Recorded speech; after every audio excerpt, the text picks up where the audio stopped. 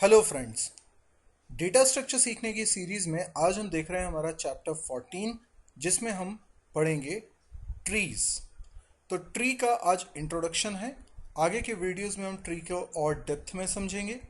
पर फिलहाल tree data structure होता क्या है। अभी तक जो डेटा स्ट्रक्चर हमने देखे, स्टैक और क्यू, ये दोनों लीनियर डेटा स्ट्रक्चर कहलाते हैं। अ, ये जो डेटा स्ट्रक्चर है ट्री, ये कहलाता है हायरार्किकल डेटा स्ट्रक्चर, राइट।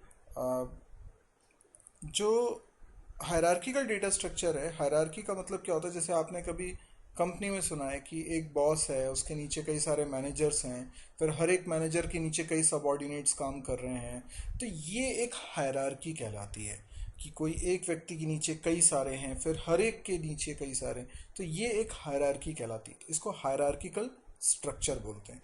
इसी तरह का होता है ट्री। अच्छा, अब इसमें आपको समझ में आ रहा है कि ये जितने भी एलिमेंट्स हैं, ये एक सीध में नहीं है, बल्कि एक के नीचे कुछ हैं, फिर उनमें से हर एक के नीचे कुछ और हैं। तो एरे और क्यू, स्टैक वगैरह जो हमने पढ़ा, ये सब क्या थे? लीनियर डेटा स्ट्रक्चर थे। तो इसमें सारे आइटम एक सीक्वेंस में होते थे, एक ऑर्डर में होते थे। यहाँ पर डेटा आइटम्स के बीच में जो रिलेशनशिप है वो सीक्वेंशियल नहीं है।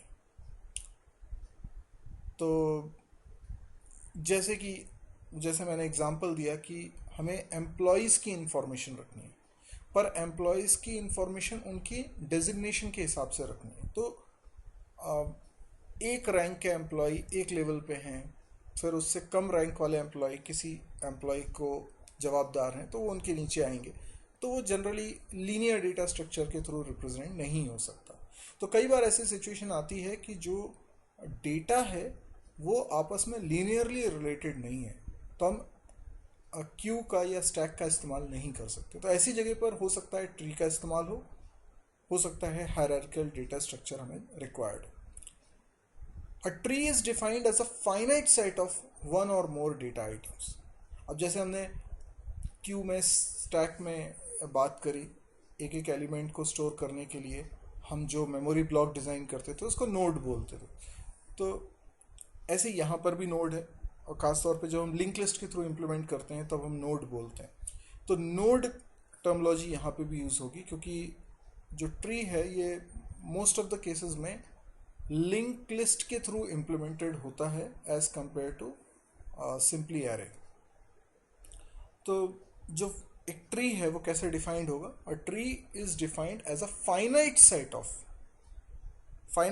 ऑफ वन और more data items such that there is a special node called the root. कोई एक होगा नोड जो सबसे ऊपर होगा हायरार्की में, जिसके नीचे सारे नोड्स होंगे। तो वो जो सबसे ऊपर वाला नोड है, that is called root node. तो रूट डेटा आइटम है सबसे पहला data item. The remaining nodes are partition into n disjoint subsets. तो एक नोड के नीचे कई सारे नोड्स हो सकते हैं। जैसे एक बॉस के नीचे दो मैनेजर भी हो सकते हैं, तीन भी हो सकते हैं, 10 भी हो सकते हैं। तो कितने भी हो सकते हैं, उसको अपन एन बोल रहे हैं, एन डिसजॉइंट सबसेट्स। डिसजॉइंट मतलब क्या हुआ कि एक, जैसे मैं अभी आपको एक एग्जांपल बताता हूँ, ये एक एग्जांपल है। तो ये है रूट नोड, सबसे पहला वाला। अच्छा, इसके लेफ्ट में एक है, फिर बीच में एक है, फिर, तो ये जो तीनों है ना, ये इसके चाइल्ड नोड्स हुए। किसके? N1 के चाइल्ड नोड्स हुए। अच्छा, N2 के नीचे भी कई सारे नोड्स हैं, और उनके नीचे भी कई सारे नोड्स हैं। इन सबको अगर इन टोटलिटी देखा जाए, तो ये नोड्स जो N2 और उसके नीचे हैं, ये भी अपने आप में एक ट्री फॉर्म कर रहे हैं। इसको मैं T1 बोल देता हूँ। और इसी तरीके से N3 और उसके नीचे वाले सारे नोड्स, ये मिलकर भी एक ट्री फॉर्म कर रहे हैं। ठीक है, तो ये क्या हो गया? T2। T1 और T2 में कोई भी नोड कॉमन नहीं हो सकता। तो ये एक सेट है T1, और T2 एक सेट। T1 T2 सेट कैसे हैं? डिसजॉइंट। तो इसमें बोला है कि जितने भी बचे हुए नोड्स हैं, रूट नोड के अलावा जितने नोड बचे हैं, वो पार्टीशनड हैं। यानी कुछ इस सब ट्री में है, कुछ इस सब ट्री में है, कुछ इस सब ट्री में है। इस तरीके से कई सारे सब ट्रीज बन गए हैं, पार्टीशनड हो गए हैं। और कैसे पार्टीशनड हो गए हैं? हर सब ट्री डिसजॉइंट सबसेट। तो डिसजॉइंट सबसेट्स यानी कुछ भी कॉमन नहीं होगा। Each of which is itself a tree. और हर एक अपने आप में क्या है? जैसे ये T1 अपने आप में एक ट्री है, T2 अपने आप में एक ट्री है, एंड दे आर कॉल्ड सब ट्रीज। तो ये अगर पूरे को आप ट्री बोल रहे हो तो T1 को आप सब ट्री बोल सकते हो।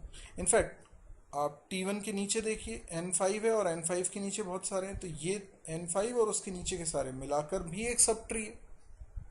तो ऐसे करके कई सारे सब ट्रीज हम इसमें फॉर्म कर सकते हैं। अब कुछ और टर्मोलॉजीज हैं जो ट्री से रिलेटेड है, बड़ी फेमस है, जो आपको पता होनी चाहिए, जैसे डिग्री। अब डिग्री का मतलब क्या होता है? द नंबर ऑफ सब trees of a node is called degree. अब जैसे ये जो N5 है, N5 के नीचे कितने सब ट्रीज हैं? सब ट्रीज इसलिए बोल रहा हूँ कि नोड एक है, पर उस एक के नीचे भी तो कई सारे नोड्स हो सकते हैं। N9 के भी कई सारे नीचे नोड्स हो सकते हैं। तो मुझे उसके नीचे टोटल कितने नोड्स हैं ये नहीं गिनना है, मैं तो उसे एक पूरा एक ही सब ट्री मानूंगा। जैसे N2 के लिए N5 और उसके नीचे के सारे मिलकर एक ही सब ट्री, राइट? तो अब देखिए N5 के कितने सब ट्रीज हैं? 1 2 3 4।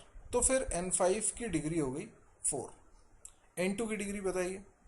तो 1 2 3, 3 हो गई। अच्छा N1 की डिग्री बताइए। तो 1 2 3।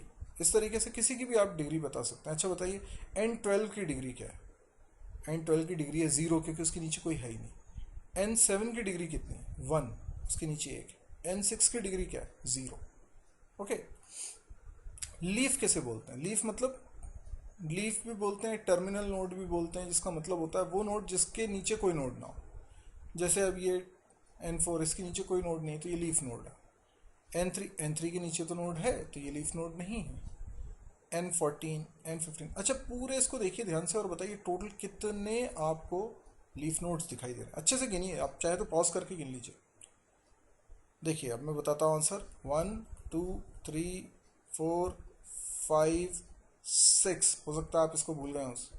7 8 9, 9 इसमें लीफ नोड्स, इन्हीं को टर्मिनल नोड्स भी बोलेंगे। और degree of tree, the degree of the tree is maximum degree of the node. मतलब इनमें से हर एक नोड की अलग अलग डिग्री है। सबसे ज़्यादा डिग्री क्या है? जैसे N5 की है 4, 4 से ज़्यादा डिग्री किसी की है नहीं है, तो इसका मतलब इस ट्री की डिग्री कहलाएगी 4। कुछ और भी टर्मोलॉजीज हैं, जैसे एंसेस्टर। एंसेस्टर मतलब होता है पूर्वज, और डिसेंडेंट मतलब होता है वंशज। तो आपके पेरेंट, उनके पेरेंट, ये सब क्या है? एंसेस्टर्स हैं। तो किसी भी नोड के एंसेस्टर मतलब उसके ऊपर वाले नोड्स, और किसी भी नोड के डिसेंडेंट्स मतलब उसके नीचे वाले नोड्स। ठीक है, तो समझते हैं इसको। जैसे कि इस एग्जांपल में N5 के एंसेस्टर कौन है? N2 है और N1 है। अच्छा N5 के डिसेंडेंट कौन है? ये सब N9 N10 N11 N12, ये सब N5 के डिसेंडेंट है। अच्छा लेवल नंबर। लेवल नंबर क्या होता है कि अलग अलग जनरेशन को एक एक नंबर दिया हुआ है। जैसे ये जो पहली जनरेशन है इसको अपन बोलते हैं लेवल 0। फिर ये जो तीनों हैं ये एक ही लेवल पे है ना? तो डायग्राम में आप कैसे भी बनाओ इसको, आप थोड़ा नीचे बना दो, उससे कोई फ़र्क नहीं पड़ता। आपको समझ में आना चाहिए कि N1 के जितने भी चाइल्ड होंगे वो सब एक ही लेवल पे माने जाएंगे। तो ये तीनों का लेवल क्या हो गया? 1। लेवल 0 से स्टार्ट होता है, तो 0, फिर इन तीनों का 1 है, इन चारों का 2 है, फिर इन सातों का 3 है। तो इस तरीके से लेवल 3 इसका आखिरी है। ओके, तो जो लेवल नंबर है वो हर एक मतलब 0 से स्टार्ट होता है और आखिरी अगर 3 है तो हम बोलेंगे टोटल 4 जनरेशन इसमें। तो जो लेवल नंबर है वैसे ही होता है जनरेशन, एक लेवल नंबर मतलब एक जनरेशन, लेकिन टोटल जनरेशन कितनी है? 4 इस एग्जांपल में। हाइट और डेप्थ, जो जितनी जनरेशन होंगी वो उसकी हाइट या डेप्थ हो जाएगी। एज, एज का मतलब वो लाइन, कनेक्टिंग लाइंस, इनको बोलते हैं एज। अब देखिए पाथ और ब्रांच में थोड़ा सा कंफ्यूजन होता है, इसलिए ध्यान समझिएगा। पाथ का मतलब होता है sequence of consecutive edges. Sequence of consecutive edges is called path. और ब्रांच क्या है? Path ending in a leaf is called a branch. अच्छा, पाथ तो क्या हो सकता है कि हो सकता है N2 से लेकर N5 तक हो, तो ये एक एज, यही पाथ हो गया। या N1 से लेकर N7 तक, ये भी हो सकता है। पर ब्रांच किसे बोलेंगे? ब्रांच जो लीफ नोड पे एंड होती है, मतलब N1 से N1, N2, N7, N13, ये पूरा मिलाओ तो ये एक ब्रांच। ऐसे ही N1, N2, N6, ये एक और ब्रांच हो गई। N1, N2, N5, N9, ये एक और ब्रांच हो गई। N1, N2, N5, N10, ये एक और ब्रांच हो गई। इस तरीके से ये ब्रांच, जबकि पाथ किसी भी नोड से किसी भी नोड तक हो सकता है। ओके, आई होप ये टर्मोलॉजीज आपको समझ में आई होगी। अभी ट्री के बारे में बहुत कुछ पढ़ना बाकी है, तो आगे के जो वीडियोस हैं आप उन्हें देखना ना भूलिएगा। आपको अगर ये वीडियो पसंद आया तो आप इसे लाइक करिए।